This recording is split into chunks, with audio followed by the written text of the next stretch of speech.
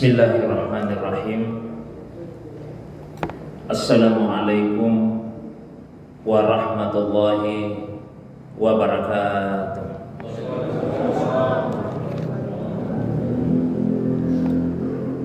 Alhamdulillahilladzi anzala sakinata fi qulubil mu'minin. Wassalatu wassalamu ala sayyidil awwalina wal akhirin, sayyidil anbiya'i wal mursalin, sayyidina wa habibina wa syafi'ina wa maulana Muhammadin wa ala alihi wa ashabihi wa ala man ittaba'an nur allazi unsila ma'ahu ila yaumiddin, amma ba'du. Bapak Ibu hadirin sekalian, jamaah maghrib yang semoga dirahmati, dimuliakan oleh Allah Subhanahu wa taala. Alhamdulillah, malam ini kembali kita dipertemukan oleh Allah Subhanahu wa taala dalam majelis yang semoga dimuliakan ini untuk sama-sama menambah pengetahuan agama kita. Khusus untuk malam ini sama-sama kita akan membaca dan mengkaji satu ayat di dalam Al-Quran yang membicarakan tentang peristiwa Isra, yaitu ayat yang pertama dari surah Al-Isra. Salawat dan salam penghormatan semoga senantiasa Allah curahkan kepada kekasih kita Rasulullah Muhammad sallallahu alaihi wasallam, begitu pula kepada keluarga beliau, para sahabat dan juga pengikutnya yang senantiasa istiqamah menghidupkan sunnah Nabi sallallahu alaihi wasallam. Jamaah yang dirahmati, dimuliakan oleh Allah Subhanahu wa taala, di dalam Al-Qur'an pada surah Al-Isra ayat yang pertama Allah Subhanahu wa taala berfirman, A'udzubillahi minasyaitonirrajim. Bismillahirrahmanirrahim. Subhanalladzi asra bi 'abdihi lailam minal masjidil harami ilal masjidil aqsa alladzi barakna haulahu linuriyahu min ayatina innahu huwas samiul basir. Maha suci Allah yang telah memperjalankan seorang hambanya pada suatu malam dari Al-Masjidil Haram ke Al-Masjidil Aqsa yang telah kami berkahi sekelilingnya, agar kami memperlihatkan kepadanya sebagian ayat-ayat kami. Sesungguhnya dialah Allah yang maha mendengar dan maha melihat. Ayat ini diawali dengan ungkapan subhana, yang biasa kita kenal dengan istilah tasbih.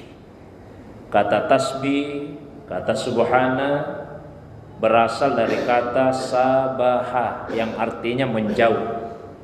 Itu makna literal dari kata sabaha, artinya menjauh. Jadi makna dari tasbih itu adalah menjauhkan diri kita dari menyandarkan sesuatu kepada Allah, sifat-sifat yang tidak layak untuk disandarkan kepadanya. Maka ungkapan subhana adalah ungkapan yang menunjukkan, ungkapan yang menunjukkan menjauhkan Allah, atau bahkan lebih tepatnya menjauhkan diri kita dari menyandarkan sifat yang tidak layak untuk disandarkan kepada Allah Subhanahu wa taala. Sehingga kita sering jumpai di dalam Al-Qur'an ketika misalnya Allah Subhanahu wa taala membicarakan keyakinan atau akidah yang salah tentang Allah, maka itu langsung diikuti dengan ungkapan subhana. Ketika misalnya ada yang menyekutukan Allah, maka Allah langsung membantah anggapan itu dengan berkata, dengan berfirman, subhanallahi amma yusyrikun. Maha suci Allah dari apa yang mereka persekutukan. Nah, ungkapan tasbih ini disyariatkan untuk dibaca dalam beberapa tempat atau dalam beberapa waktu. Di antaranya yang pertama di dalam salat. Kalau kita salat tentu kita membaca tasbih. Paling tidak ketika ruku kita membaca subhana rabbiyal azim wa bihamdihi.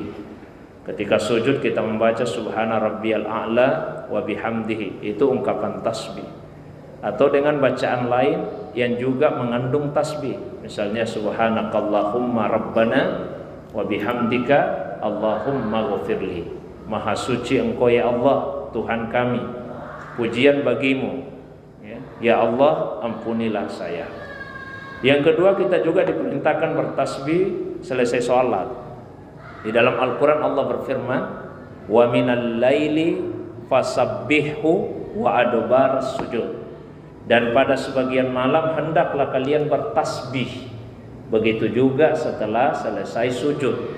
Yang dimaksud di dalam ayat tadi selesai sujud yaitu selesai sholat. Jadi Allah menamai salat itu dengan nama sujud, karena sujud adalah bagian yang sangat agung dari salat tersebut. Di ayat yang sama kita juga bisa memahami bahwa diperintahkan untuk bertasbih di malam hari. Wa minal laili fasabbihu, dan pada sebagian malam hendaklah kalian bertasbih. Yang berikutnya kita juga diperintahkan untuk bertasbih ketika menyadari keterbatasan ilmu pengetahuan kita, ya, sebagaimana para malaikat ketika diperintah oleh Allah Subhanahu wa taala, ambiuni bi asma'i haula'i in kuntum sadiqin. Nah, beritahu saya malaikat nama dari benda-benda itu jika benar apa yang kamu katakan. Apa jawabannya malaikat? Malaikat kemudian bertasbih, qalu subhanaka la ilma lana illa ma 'allamtana innaka antal alimul hakim. Maha suci Engkau ya Allah, sungguh tidak ada ilmu yang kami miliki kecuali hanya sebatas apa yang telah Engkau ajarkan kepada kami. Hanya Engkau yang sempurna ilmunya dan maha luas kebijaksanaannya. Nah, kita juga diperintahkan untuk bertasbih ketika melihat keagungan ciptaan Allah Subhanahu wa taala. Sebagaimana di surah Al-Imran ayat 190 sampai ayat 191. Ketika Allah menguraikan tanda-tanda kekuasaannya, lalu disebutkan di dalam ayat tersebut ungkapan yang seharusnya diucapkan ketika melihat tanda-tanda kekuasaan Allah Subhanahu wa taala itu. Rabbana ma khalaqta hadza batila subhanaka faqina azabannar. Tuhan kami, Engkau tidak menciptakan ini sia-sia. Maha suci Engkau ya Allah, maka pelihara kami dari siksa api neraka. Kemudian yang berikutnya kita juga diperintahkan bertasbih ketika berada dalam kesulitan hidup.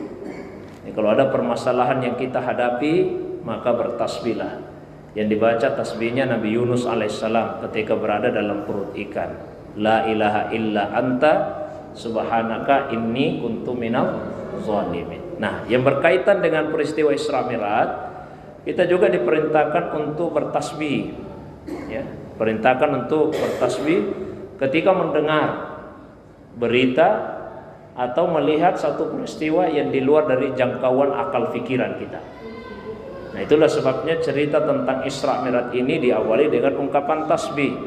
Sejak awal Allah sudah mengingatkan apa yang akan diceritakan setelahnya itu di luar dari jangkauan akal manusia. Maka tidak boleh menggunakan ukuran manusia.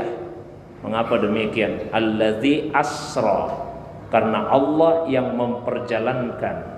Jadi pelakunya bukan Rasulullah sallallahu alaihi wasallam, tapi pelakunya Allah sendiri. Karena pelakunya Allah, ukurannya harus ukuran Allah. Tidak boleh menggunakan ukuran manusia, tidak boleh pakai ukuran makhluk. Disinilah letak kekeliruan orang-orang kafir Makkah. Ketika Rasulullah menceritakan kisah ini, mereka tidak percaya, ya, karena pakai ukuran akal.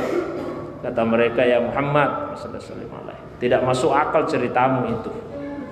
Ya, bagaimana mungkin kamu membuat pengakuan sudah pergi ke Masjidil Aqsa lalu kembali ke Makkah di malam yang sama, sementara kami ini saja yang sudah sering mengadakan perjalanan jauh, ya, sering pergi ke negeri Syam, tempatnya Masjidil Aqsa, untuk sampai ke sana itu butuh waktu 1 bulan. Itu pakai unta yang paling cepat larinya. Jadi kendaraan yang paling cepat pada waktu itu unta. Dipilih lagi unta yang paling cepat larinya 1 bulan baru tiba di sana. Nah, tiba-tiba engkau datang ya Muhammad sallallahu alaihi wasallam membawa pengakuan sudah mengadakan perjalanan ke sana dan pulang kembali hanya dalam tempo Tidak sampai 1 malam, tidak masuk akal ceritamu. Karena menggunakan ukuran manusia. Padahal sekali lagi, allazi asra, Allah yang memperjalankan. Ya ukurannya ukuran Allah. Seperti apa itu? Innama amruhu idza arada syai'an ayyakula lahu kun fayakun. Sesungguhnya urusan Allah apabila menghendaki sesuatu, maka Allah cukup mengatakan jadilah, maka jadilah yang Dia kehendaki itu. Nah, kemudian yang berikutnya bi'abdihi, memperjalankan hambanya. Ini unik karena kata yang dipilih oleh Allah untuk mensifati Muhammad sallallahu alaihi wasallam dalam perjalanan Isra Mi'raj kata hamba, bukan kata nabi, bukan kata rasul. Allah tidak mengatakan misalnya subhanalladzi asra binabiyhi, maha suci Allah yang telah memperjalankan nabinya. Allah juga tidak mengatakan subhanalladzi asra birasulihi, maha suci Allah yang telah memperjalankan rasulnya. Tapi yang dipilih apa? Subhanalladzi asra bi abdihi, maha suci Allah yang telah memperjalankan hambanya. Ada beberapa pelajaran yang bisa kita petik dari kata hamba yang dipilih oleh Allah Subhanahu wa taala untuk mensifati Muhammad sallallahu alaihi wasallam dalam perjalanan Isra Mi'raj itu. Pelajaran yang pertama, hamba itu adalah a'lal maqamat, kedudukan yang paling tinggi yang bisa diraih oleh seorang manusia. Jadi kalau kita menjadi hambanya manusia itu kehinaan, budak namanya. Tapi kalau kita menjadi hambanya Allah, itu adalah satu kemuliaan, dan tidak ada kemuliaan di atas kemuliaan menjadi hamba Allah Subhanahu wa taala. Suatu waktu Nabi Musa alaihissalam ditanya oleh seorang umatnya, "Wahai Musa, siapakah orang yang paling cerdas yang hidup di atas muka bumi saat ini?" Spontan Nabi Musa menjawab, "Tentu saya, karena saya nabi." Langsung ditegur oleh Allah, "Tunggu dulu Musa, bukan kamu yang paling cerdas, ada yang lebih cerdas daripada kamu." Kaget Nabi Musa, "Siapa itu Tuhan?" Punya sekarang cari orang itu. Ya. Berangkatlah Nabi Musa alaihissalam bersama dengan seorang muridnya yang bernama Yusha bin Nun, dan di surah Al-Kahfi diceritakan, "Fawajada abdan min ibadina." Keduanya yaitu Musa bersama Yusha bin Nun akhirnya bertemu dengan siapa? Abdan min ibadina, seorang hamba di antara hamba-hamba kami. Jadi yang Allah sebut itu hamba di antara hamba-hamba kami. Mengapa hamba itu menjadi istimewa? Atainahu rahmatan min indina, karena kami telah memberikan rahmat dari sisi kami. Wa 'allamnahu min ladunna ilman, dan telah kami ajarkan kepadanya ilmu dari sisi kami. Itulah yang kemudian dinamakan dengan ilmu ladunni. Ilmu itu dua macam. Ada ilmu yang diperoleh dengan cara belajar, ada kasab, ada usaha kita di dalamnya. Ada ilmu yang diperoleh pemberian langsung dari Allah Subhanahu wa taala. Itu disebut dengan ilmu ladunni. Jadi Nabi Musa ini dalam status sebagai nabi kemudian mencari seorang hamba Allah Subhanahu wa taala. Itu bukti bahwa hamba itu adalah kedudukan yang tinggi, a'lal maqamat. Satu kedudukan yang paling tinggi yang bisa diraih oleh seorang manusia. Nah, oleh karena itu Bapak Ibu jamaah sekalian, janganlah kemudian ada di antara kita yang merendahkan status hamba Allah ini. Seperti apa maksudnya merendahkan status hamba Allah? Mohon maaf, kadang-kadang ada orang kalau menyumbang ke masjid, nominalnya agak besar, ditulis namanya, mau diumumkan, mau dibacakan. Begitu sumbangannya kecil, sumbangannya sedikit, disampaikan ke panitia, tidak usah ditulis nama saya. Jadi dia tanya, terus apa yang ditulis? Misalnya Pak, dia minta tulis saja di situ hamba Allah. Ini merendahkan Pak hamba Allah. Jadi kita justru menggunakan istilah hamba Allah itu ketika sumbang kita sedikit. Karena kalau hamba Allah itu mestinya lebih besar. Kita sumbang 1 juta tulis nama. Nah, begitu 10 juta, karena 10 juta tulis di situ hamba Allah SWT. Karena hamba itu Pak status tinggi yang bisa disandang oleh seorang manusia. Nah ini juga sekaligus kabar gembira. Ingin berjumpa Allah tidak harus jadi nabi ternyata. Ingin bertemu Allah tidak harus jadi rasul, tapi syarat mutlaknya kalau ingin berjumpa Allah, ya kita harus menjadi hambanya Allah Subhanahu wa ta'ala. Semakin kita merendahkan diri di hadapan Allah, maka semakin kita menjadi hamba Allah Subhanahu wa ta'ala yang dimuliakan. Pelajaran yang kedua dari kata abdihi, kata Syekh Mutawalli Sya'rawi, kata abdihi itu tidak digunakan kecuali ketika ruh dan tubuh menyatu. Ruh dan tubuh menyatu. Jadi itu artinya perjalanan Isra Mi'raj ini dialami oleh Rasulullah SAW dengan tubuh dan ruh sekaligus. Bukan hanya dengan ruhnya, apalagi kalau dikatakan hanya di dalam mimpi, tidak. Dengan tubuh dan ruhnya sekaligus. Lailan, pada suatu malam. Mengapa mesti malam? Ada yang bertanya, seandainya di siang hari perjalanan Isra Mi'raj kemudian disaksikan oleh penduduk Makkah, mereka melihat Rasulullah dinaikkan ke atas burak dan perjalankan, mereka melihat Rasulullah diangkat naik ke langit, tentu mereka akan beriman karena melihat dengan mata kepalanya. Tapi ini kejadiannya di malam hari, tidak ada yang melihat, akhirnya mereka tidak beriman. Itu asumsi, Bapak Ibu sekalian. Jadi belum tentu kalau peristiwa ini dilihat mereka akan beriman. Justru bukti-bukti menunjukkan sekalipun dilihat mereka tetap tidak beriman. Di suatu malam beberapa tokoh kafir Quraisy datang menemui Nabi, minta kepada beliau, ya Muhammad sallallahu alaihi wasallam, kalau benar engkau Nabi, kami butuh bukti. Nah, bukti apa yang kalian inginkan? Itu bulan yang ada di atas sana coba belah dua, bagi dua itu bulan. Kalau kamu betul-betul Nabi, dengan izin Allah, bulan itu kemudian dibelah dua. Dan itu dilihat dengan mata kepala, bagaimana bulan terbelah dua. Dilihat dengan mata kepala. Tapi apakah kemudian itu membuat mereka beriman? Ternyata tidak. Mereka justru mengatakan, oh ini cuma tipuan mata saja. Sebetulnya tidak betul-betul terbelah. Hanya pandangan kita ini yang ditipu oleh Muhammad sallallahu alaihi wasallam.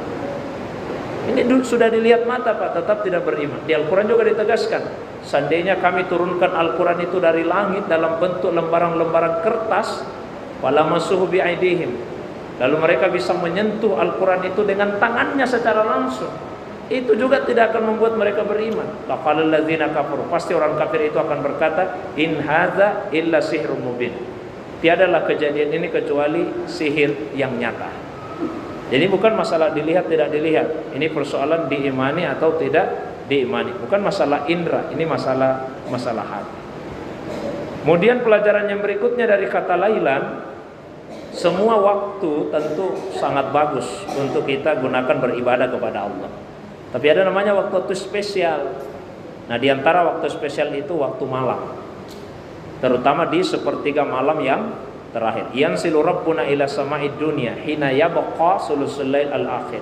Allah Tuhan kita turun ke langit dunia, langit yang paling dekat posisinya dengan bumi, dalam arti rahmat Allah dekat sekali kepada hambanya di sepertiga malam yang terakhir.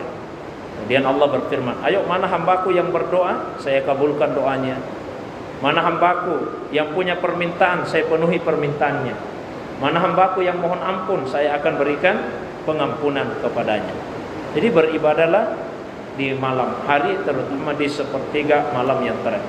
Karena itu ada istilahnya qiyamul lail, ya, menghidupkan malam dengan ibadah. Ibadah sunnah apa saja, tidak harus salat. Baca Quran, itu juga qiyamul lail. Zikir di malam hari, itu juga qiyamul lail.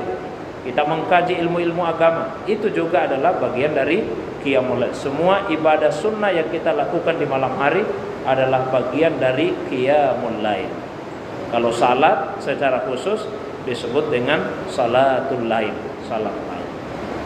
Jamaah yang dimuliakan saudara, minal masjidil haram ilal masjidil aqsa, dari al masjidil haram ke al masjidil aqsa. Masjid itu dari kata sajadah, sujud. Masjid artinya tempat sujud. Sesungguhnya salah satu kekhususan umat Rasulullah SAW, Nabi sebut di dalam hadis, waju'ilat lana al-ardu masjidan wa tahura, dijadikan untuk kita bumi itu semuanya masjid, bisa ditempati sujud. wa tahura, dan semuanya dijadikan suci. Di mana di hadis kita akan jumpai ada pengecualian seperti tidak boleh salat di dalam WC, tidak boleh salat di tempat pembuangan sampah, ya, tidak boleh salat di kandang binatang misalnya. Ya, tapi secara umum semua bumi itu adalah tempat untuk sujud. Tapi yang dimaksud dengan masjid adalah tempat atau bangunan yang memang dipersiapkan secara khusus untuk ditempati salat. Seperti bangunan ini, Pak, kan dibangun ini tujuannya untuk apa? Untuk ditempati salat, tempati ibadah. Beda misalnya katakanlah ada aula, dibangun untuk tempat pertemuan. Meskipun boleh jadi sekali waktu dipakai untuk salat, tapi tidak disebut masjid. Karena tujuan utamanya dibangun bukan untuk digunakan salat. Beda dengan bangunan di mana kita ada di dalamnya saat ini, dia dibangun dengan tujuan utama untuk dipakai salat. Nah, ada Al-Masjidil Haram, ya, Al-Masjid Al-Haram yang ada di kota Makkah. Jadi rumah ibadah pertama yang dibangun di atas muka bumi ini adalah Ka'bah yang ada di dalam Masjidil Haram. Itu rumah ibadah yang pertama yang ada di muka bumi.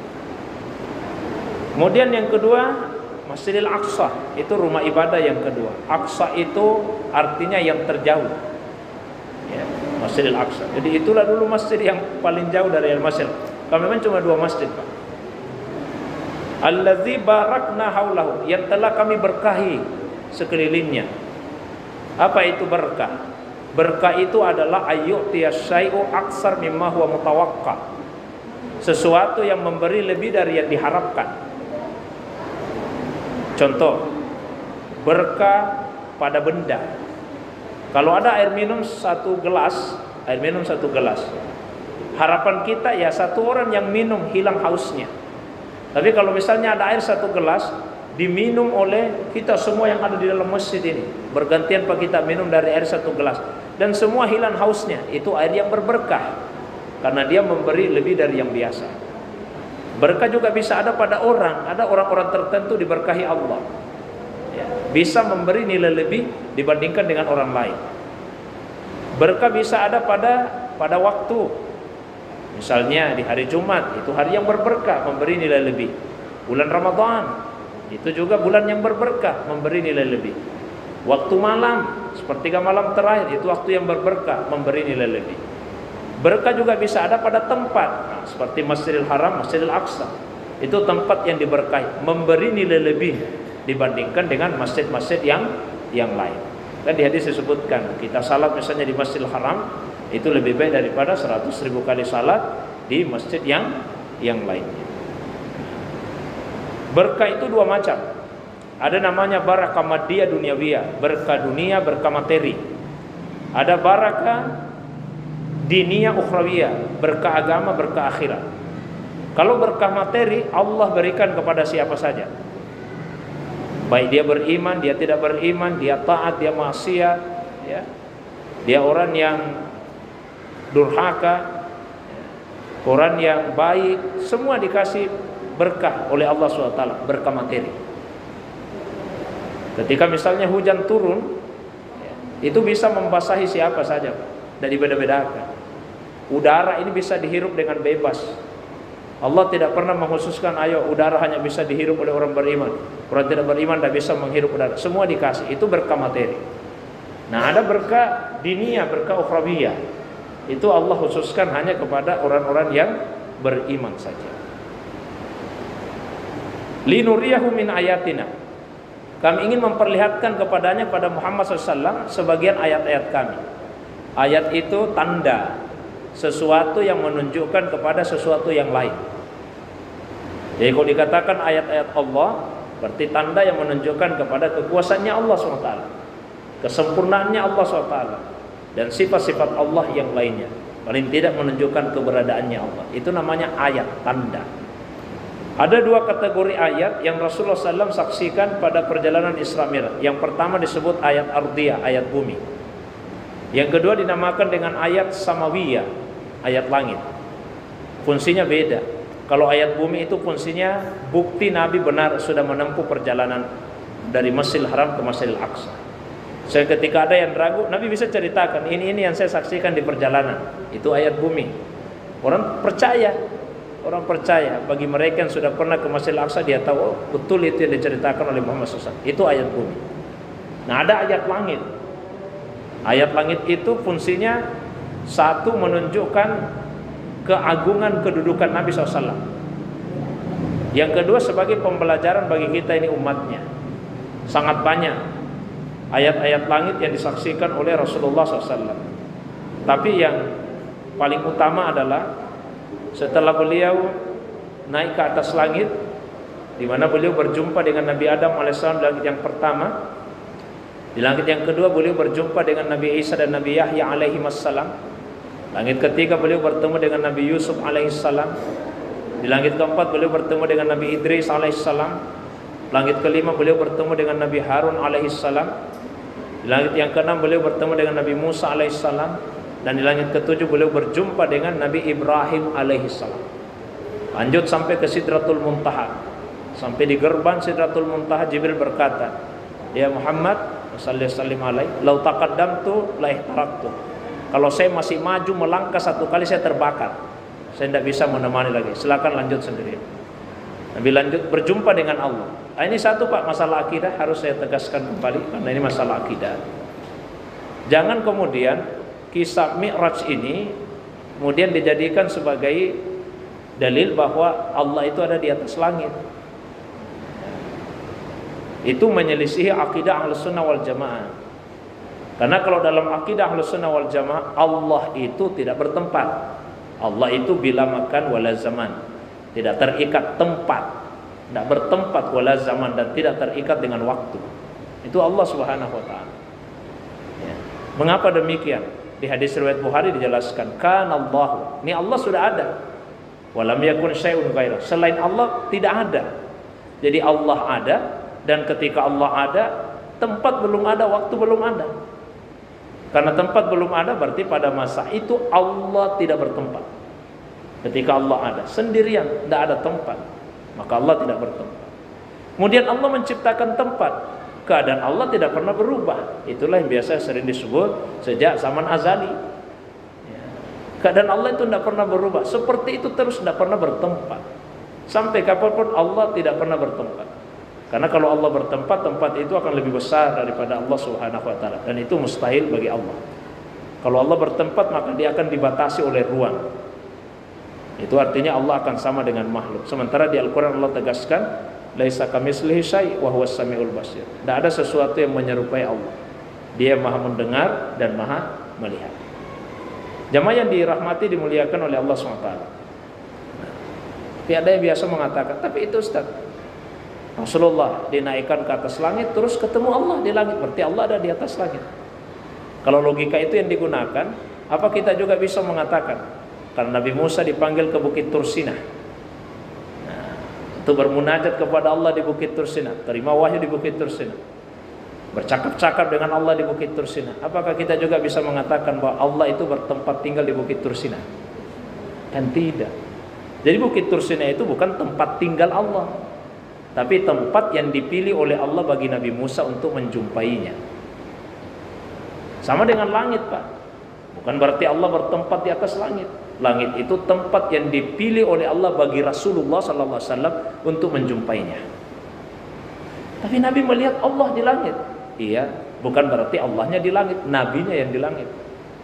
Sama Pak ya, mohon maaf kalau saya mengatakan saya melihat ini walillahil masalul a'la. Tentu Allah jauh diperumpamakan, tapi untuk memudahkan saja pemahaman. Kalau misalnya saya mengatakan saya melihat bulan di atas atap. Saya melihat bulan di atas atap. Itu yang di atas atap bulannya atau sayanya, Pak? Kan saya, bukan bulan yang di atap, saya yang di atap. Jadi Nabi yang di langit, bukan Allah yang bertempat tinggal di langit. Langit itu tempat yang Allah pilih bagi Nabi untuk menjumpainya. Dan ini saya agak tegas karena akidah Ahlussunnah wal Jamaah seperti itu. Allah itu bila makan wala zaman, tidak terikat oleh tempat dan tidak terikat oleh waktu. Nah, berjumpa dengan Allah, Nabi SAW kemudian menyampaikan salam penghormatan. At-tahiyatul mubarakatus salawatut thayyibatu lillah. Ya, tahiyat, penghormatan. Ya, yang diberkahi. Kemudian salawat. Ya, itu semua disampaikan oleh Nabi SAW pada Allah SWT. Tahiyatul mubarakatus salawatut thayyibah. Ungkapan-ungkapan kebaikan semua disampaikan oleh Nabi kepada Allah. Maka Allah kemudian menjawab dengan ucapan salam. Assalamualaikum ayuhan nabi warahmatullahi wabarakatuh. Semoga keselamatan tercurah kepadamu wahai Nabi. Begitu juga rahmat dan berkah. Nah, Allah tidak ingin khusus untuk dirinya saja keselamatan itu tercurah. Maka beliau jawab, Assalamualaikum wa ala ibadillahis shalihin. Semoga keselamatan tercurah kepada kami dan kepada hamba-hamba Allah yang saleh. Ringkas cerita Bapak Ibu sekalian, Allah SWT kemudian mengaruniakan kepada Nabi kewajiban salat 50 waktu. Rasulullah turun berjumpa Nabi Ibrahim langit ketujuh. Tidak ada komentarnya Nabi Ibrahim. Kan tidak pernah kita dengar Nabi Ibrahim mengomentari apa-apa itu. Beliau hanya titip salam kepada kita, Pak. Titip salam. Jadi ada salamnya Nabi Ibrahim yang disampaikan pada Rasulullah SAW. Dan itu Nabi sampaikan di hadis-hadisnya. Cuma boleh jadi tidak semua kita kemudian mengetahui apa yang disampaikan Nabi Ibrahim. Nabi Ibrahim sampaikan, ya Muhammad sallallahu alaihi wasallam, sampaikan salamku kepada umatmu. Ini salamnya Nabi Ibrahim untuk kita. Lalu disampaikan pula bahwa surga itu tanahnya subur. Tanahnya subur. Surga itu luas, lapang. Kemudian pohonnya punya daun yang rindang. Dan kalau kita ingin mendapatkan di dalam surga, ya, pohon-pohon yang daunnya rindang itu, maka yang bisa kita lakukan sebagai tanaman bagi kita di surga itu dengan banyak mengucapkan dari riwayat yang hanya menyebut kalimat la haula wala quwata illa billah. Kalau riwayat yang lebih lengkap lagi yaitu dengan banyak membaca subhanallah walhamdulillah wala ilaha illallah wallahu akbar wala haula wala quwata illa billah. Banyak-banyak kita baca itu ya sebagai bekal bagi kita, insyaallah mudah-mudahan memasukkan kita ke surga dan menjadi pohon di surga yang daunnya akan sangat rindang. Nabi Ibrahim tidak komentari Pak itu kewajiban salat 50. Beda nanti dengan Nabi Musa, karena sifatnya Ibrahim alaihissalam dengan Nabi Musa itu memang beda. Kalau Nabi Ibrahim karakternya tafwid, ya dia serahkan saja semuanya kepada Allah. Bukti ketika Nabi Ibrahim berada di dalam kobaran api, kan datang itu malaikat Jibril alaihissalam. Allah yang perintahkan. Karena malaikat itu tidak pernah bergerak dengan keinginannya sendiri. Malaikat itu kalau bergerak dengan perintahnya Allah. Suatu waktu Rasulullah SAW pernah menyampaikan pada Jibril, saya itu senang sekali kalau kamu sering-sering datang mengunjungi saya. Kata Jibril, saya juga begitu ya Rasulullah. Cuma saja itu tidak bergerak atas keinginan saya. Saya itu bergerak atas keinginan Allah. Kalau Allah yang perintah saya bergerak lagi. Kalau tidak ada perintah ya saya tidak bergerak. Ini Jibril datang temui Nabi Ibrahim alaihissalam di dalam kobaran api. Jibril bertanya, Ibrahim, apa yang kamu butuhkan? Kira kalau bahasa kita, apa yang saya bisa bantu ini Ibrahim? Ibrahim santai saja. Kalau dari kamu malaikat tidak ada yang saya harapkan. Ya, saya cuma berharap saja kepada Allah. Nah, beliau kemudian membaca. Jadi yang diucapkan Nabi Ibrahim di dalam api itu hasbiyallahu wa ni'mal wakil. Hasbiyallahu wa ni'mal wakil. Cukuplah Allah bagi saya. Allah itu sebagai pelindung, sebagai penolong. Nah, setelah itu Allah berfirman, kulna, kami berfirman, kata Allah, ya nar, wahai api, kuni bardan, jadilah engkau dingin. Wassalaman ala Ibrahim. Ya, berikan keselamatan kepada Ibrahim. Jadi Ibrahim itu ya karakternya tafwid, serahkan saja kepada Allah. Begitu Rasulullah turun sampai ke langit ke-6, Nabi Musa beda karakternya. Nabi Musa banyak komentarnya. Di zamannya saja ada seorang umatnya berdoa itu umatnya, didengar Nabi Musa, dirasa bagus itu doanya. Tapi doanya tidak dijawab, tidak dikabulkan oleh Allah. Nabi Musa komentar, ya Allah, seandainya saya punya kewenangan untuk memenuhi permintaannya, mengabulkan, saya kabulkan itu ya Allah. Tanya Nabi Musa. Sekarang Nabi Musa meminta, kenapa tidak dikasih Allah? Saya saja ini seandainya ada kewenanganku, saya kasih yang dia minta. Wajib. Musa, kamu tidak tahu, di hatinya ada yang selain saya. Gimana saya mau kasih? Oh, ternyata begitu ya. Jadi begitu juga Musa tanya kepada Rasulullah SAW, ya Rasulullah, apa yang engkau terima dari Tuhan, dari Allah SWT? Dan Nabi ini perintah salat 50 waktu. Baik, kata Nabi Musa, irji ila rabbi, kembali ke Tuhan, kembali. Was'alit takhfif, minta keringanan. Umatmu tidak akan kuat. Umat saya saja Bani Israel yang badannya besar-besar, tenaganya kuat-kuat, kalau disuruh salat 50 waktu tidak akan mampu. Apalagi umatmu yang kecil-kecil begitu, tidak akan kuat. Nabi sayang kepada kita ini umatnya. Awalnya Nabi tidak komentar, Pak, diterima saja. Karena Rasulullah SAW itu ya sifatnya seperti Nabi Ibrahim. Allah perintahkan sudah diterima. Tapi karena Rasulullah sayang kepada kita, kembali kepada Allah, minta keringanan, dikurangi. Dua versi riwayat, ada yang menyebut dikurangi setiap kali Rasulullah menghadap 5, dikurangi 5, dikurangi 5, jadi 45, 40, berarti 9 kali bolak-balik. Ada juga riwayat yang menyebut dikurangi 40, 30, 20, 10, nanti setelah itu baru 5. Pada intinya setelah 5 waktu, Nabi Musa pun tetap meminta, irji ila rabbik, ayo kembali ke Tuhan, umatmu tidak akan kuat, biar 5 waktu tidak kuat. Tapi kata Nabi SAW, laqad istahyaitu min rabbi, saya sudah malu-malu sama Tuhan. Berapa kali saya bolak-balik, masa saya balik lagi? Sudah cukuplah, saya terima. Ini kisah Bapak Ibu ada di hadis riwayat Bukhari. Dan hadisnya sahih. Jadi tidak boleh kita ragukan. Karena sebagian orang mengatakan waktu tidak benar itu Rasulullah bolak-balik karena pakai akal. Tidak mungkin Allah mengubah keputusannya. Memang Allah tidak ubah keputusannya. Di ujung hadis itu setelah 5 waktu Allah berfirman, la yubaddalul qawlu ladayya. Putusan saya, ketetapan saya tidak pernah berubah. Jadi sebetulnya tidak berubah, Pak. Karena yang pertama Allah sampaikan 50 itu dari segi keutamaan. Yang 5 itu dari segi jumlah. Jadi yang diwajibkan itu dari segi jumlah 5, dari segi keutamaan 50. Siapa yang melakukan satu kebaikan dilipat gandakan 10 kali lipat. Jadi kalau kita salat 1 waktu, tadi salat isya 1 waktu, itu keutamaannya 10 waktu.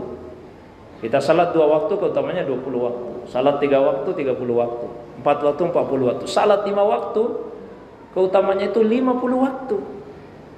Jadi tidak ada perubahan. Tapi ada yang menarik dikemukakan oleh beberapa ulama sufi. Mengapa Nabi Musa sampai seperti itu? Nabi Musa itu kan punya memori.